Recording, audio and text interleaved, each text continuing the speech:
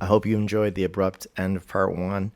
I decided not to cut it or to edit it or anything or redo it and just leave it because who cares? And, what's embarrassing is usually funny anyway. I mean, it's not funny to you because it's you, but it's funny to everybody else. But it is kind of funny, even to me. So anyway, I'll let it stand. You can laugh at me. I'll be the butt of the joke. Laughter, laughter is a biggie. Without laughter, man, what do you got? That's why my poor mom is the butt of so many jokes because, as I've said before, I'll say anything to make my brother Steve laugh in her presence, and she gets so mad because I just say the worst things, but I know that he'll laugh, and it's awful jokes, like terrible jokes that I can't even tell here because they're so inappropriate. It's basically a Dave Chappelle show, if you know him, and the whole point is just to make Steve laugh. The shock of the thing you say that is so terrible that you just laugh, and he does it to me too, and we just laugh. But my poor mom is usually or not usually, often on the butt end of the joke, and she don't like it. So I guess I wouldn't like it either. That's not true. No, I wouldn't like it. Sometimes I like it. Anyway, wow, that's another wild tangent. Okay, I shouldn't have started the second whiskey before starting the video. I'm trying to come down after the bike ride, and whiskey helps. So, just to wrap up the thoughts about Jean Mayall, she has long-term predictions for the United States on her website. It's To be honest, it's kind of a mess. I mean, she she invites other psychics to like all read on the same things, so you're kind of filtering through like a collective stream of consciousness, kind of reflections on different things. And I would say if you bother to go to her website, excuse me, put yourself on like I have my brain is like a Hoover sometimes. I just comb information, I scoop up information, and all I'm really doing is looking for the things that stand out, that speak to me. And I'm just actively disregarding the rest, and I can do it quite fast. At this particular point in time, my brain works pretty well, and I can comb through information very quickly and extract the bits that I want. And that includes listening, watching videos by psychics or listening to, people speak about spiritual matters, which is why I often listen to them at high speed. And you pick out what speaks to you. So if you go to Jean's site, you'll see a lot of stuff that is, maybe superfluous. You might say, but like within her general predictions, what you get from the collective is an impression from the psychics that she invites to also comment on issues, and the information is just presented very raw. It's not formatted fancy, which is another reason why I like it, because if you went to some corporate psychic, there are corporate psychics. The woman from Long Island comes to mind. That's for another time. But their stuff is so slick, it's not trustworthy. Often it doesn't feel trustworthy. So when you go to Gmail's site, it's just raw information, raw data. But I found a lot of her predictions about the future of the planet and America to be convincing. And I would say that yes, global climate change is going to be a big deal.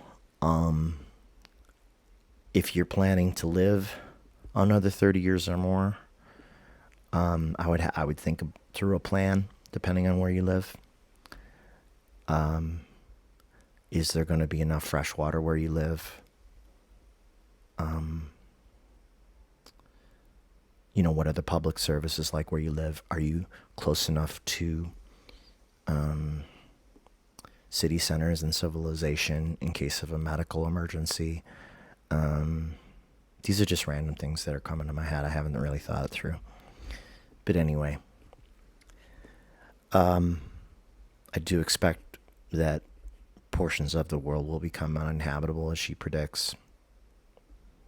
And I think Sterling will be right that there will be cities in kind of like bubbles, environmental bubbles, which sounds horrific to me, that you would have a glass dome of some kind separating you from the real atmosphere outside.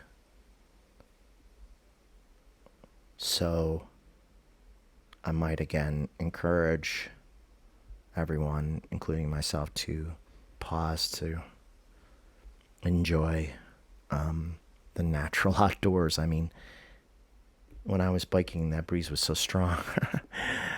I was having trouble keeping the bike in the same direction, and my hat was kept flying off, and I lost my sunglasses because I couldn't. I was trying. I had my hat so low to keep it on in the wind that I had to tuck my sunglasses into my shirt, and they just flew right off at some point. I didn't even notice. And I really liked those sunglasses too.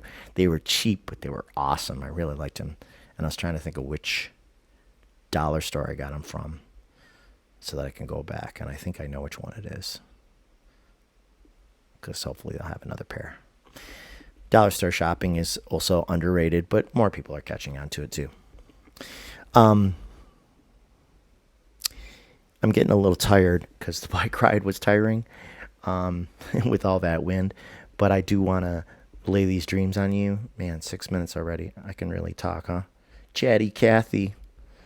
What's going on with my notes? Okay, notes are acting weird, so let me reboot. What happens is when I have these really vivid dreams, sometimes the details are so strong when I awake that if I don't, I've mentioned before, if I don't write them down right away, they're gone. So either I dictate them into my phone in the notes section, or I write them. So I wrote these down. And then what happens is the fact that I write them down, if I come back to them within a reasonable amount of time, what's written will actually help me remember more bits of the dream, which is kind of interesting, I guess, or at least to me. So see what you think of these. I'll just read it verbatim from what I wrote in my phone, and then I'll comment, probably. Okay, the very first dream. So this dream was a winter dream, all in snow. I was on skis on top of a huge hill. It was a huge hill with two other people, and nice people. And the first thing I noticed was how it was like it was a world of snow. There was no nothing anywhere near around us. But it was also like it wasn't really filled in. I wonder if heaven is a little like that. Like where, let's say you create an environment. Let's say we can create environments in heaven of our own choosing. And you're thinking, I really want to go skiing. Well, how much ski landscape do you need to create, like mentally, to go skiing in heaven? Probably not that much, right? So you create the hill that you need and the immediate space around it, but then anything beyond that doesn't really exist. And it's not that it's black, it's that it's just not seen, but it doesn't matter. It's not, how do I say it? I think you get the drift. So beyond a certain point, there's just nothing there, but you don't really I wasn't really looking past a certain point either. So as far as I looked, I could see snow. But it was weird because it was almost like there was nothing else. So I'm at the top of this hill. I'm on skis. I can't ski. Although I did try years and years ago when I was in junior high. So, and it wasn't bad. But so I probably could ski, but I haven't skied since then is what I should say. Excuse me. And so we're on the hill, me and these other two other people, and the woman who's immediately next to me, and I don't know, I think it was a man next to her, but I'm not sure. She brought a microphone that was attached to an outdoor theater sound system that was way, way far on the other side of the hill. So I'm at the top of the hill and I'm looking down both sides of the hill. And on the far side, there's this outdoor amphitheater in the distance, and I can see the PA speakers on an empty stage. Of course, it has no snow on it, which is funny, but it's in the middle of the snow. It's just this empty stage, all wood, like a proscenium, or like what do they call it? Like an orchestral hall, like where it's curved in the back. I think it was curved. Was it? Can't count on that. Anyway, so she's got this microphone, and the cable runs all the way to the speakers. They're like, that hall is like 200 or 300 feet away. And the microphone cable was hundreds of feet long, all the way up the hill. So I skied down the opposite side of the hill from the theater with the microphone in my hand and the cable backwards, and we all laughed. And I made it down perfectly all the way down the hill, which was at least, that felt like a good 100 feet. It was a tall hill. And I skied down backwards fluidly, and then we all laughed. And when I got to the bottom, they turned on the microphone from up top, and I started talking, and it was broadcast over that PA system over on the other side of the hill, far and wide. But really, there was no one else to hear it, like I said, or I don't know who would have heard it, because there were no houses. There was nothing else at all. And then I kept skiing with the long microphone cable. Oh, yeah. I kept skiing with the long microphone cable until I got to the back of the house on Stenzel Street in the suburbs of Buffalo that I grew up in. And I could see the back door of the garage where we would enter from the patio, and our whole backyard in snow. And I took the microphone inside with me to the bathroom. I didn't go to the bathroom in the dream, but I actually took the mic all the way in there. So that was the end of that dream. So the second of 3 dreams, 12 minutes, was that I was in a room with other people, some of who I didn't know and some of who I did know, who were family, who kept disappearing one by one. It was kind of like it was a rustic room, almost like what you might imagine an old bar might be in, maybe, I don't know about the Middle Ages, but maybe even the medieval ages, like in a room with a lot of stone and a fireplace. I remember the fireplace distinctly, and a lot of stone around, and wood too. And I don't remember if the fire was actually going or not, but it might have been. And I was kind of like standing in the middle of the room, and the people were around the room. It wasn't a very big room. And I think there were pets there too. And I was walking around the room, but every time I like slightly turned away from one person, as I, like if you're walking around a room, you're inevitably, your back is always to someone as you walk around that room. And every time my back was to someone, another person would just disappear from the room. And then I was noticing it, and then eventually the only 2 people in the room were my brother, Steve, and I. And I thought to myself that I will protect him from whatever's going on.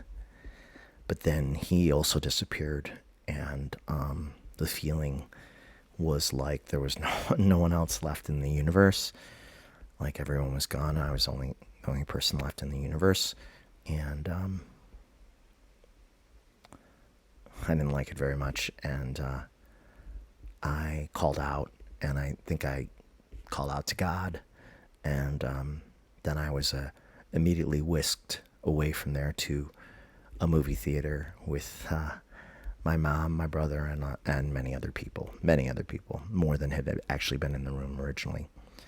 So I think I know what that second dream could mean, but I don't really want to comment further.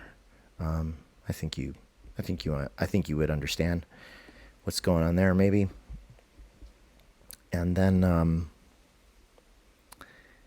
in the third dream, so I'm whisked away from the empty room, and I'm with my mom and my brother, and we're at a movie theater, and we've gone to see a Batman movie together, a new Batman movie, but it's a cartoon movie. It's not a live action movie, and it was pretty entertaining. Like I actually remember some of the scenes and stuff. Now, of course, in real life, we've gone to see Batman movies together. We've gone to see a lot of movies together, and quite a lot of superhero movies, to be honest, because my mom likes them, and she likes to tune out basically. Like, and we laugh at her because she never remembers anything from the movies. Like a month later, we'll be like, "Hey, you remember in like whatever X-Men or Batman or this and that happened?" She's like, "Nah, no, no." So, and like it's a running, and that gag she has actually laughs at because she knows. So she has no movie memory. I think she just tunes out and has a visual experience, which I get. I do that with certain things too. And then other things I pay attention, very closely. But other things are just eye candy. So in this movie, there was a new villain for Batman, who was opposing cartoon Batman, who was kind of like Iron Man actually, but he was like a tech suit guy or even maybe a robot, and he could apparently change size because at one point he was super huge, the villain in the metal suit, and he stepped on Batman and he just flattened him, like literally flattened him like a pancake, like in a Bugs Bunny cartoon, except this was a more realistic cartoon.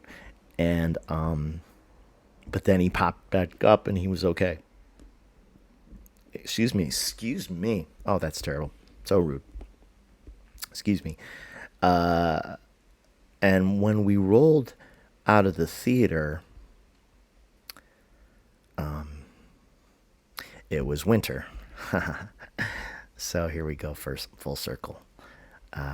When, yeah, we rolled out and it was winter, and I dropped my scarf. And I don't know if it was the scarf that Fran gave me, which is beautiful. I don't think it was. But either way, I picked it up. And I noticed that I had dropped it. And we went out into the snow. And that's when it ended. So I lost my sunglasses at the harbor for real. But I dropped my scarf in the snow in the third dream. And I picked it back up after the first dream was all snow. So maybe the second dream was we came in from the snow. I'm not sure. There you go. I'm going to leave it there for comments and jokes at my expense. And then I'm going to drink the rest of this whiskey and stare at the TV and look at the pretty colors. Bye. See you soon.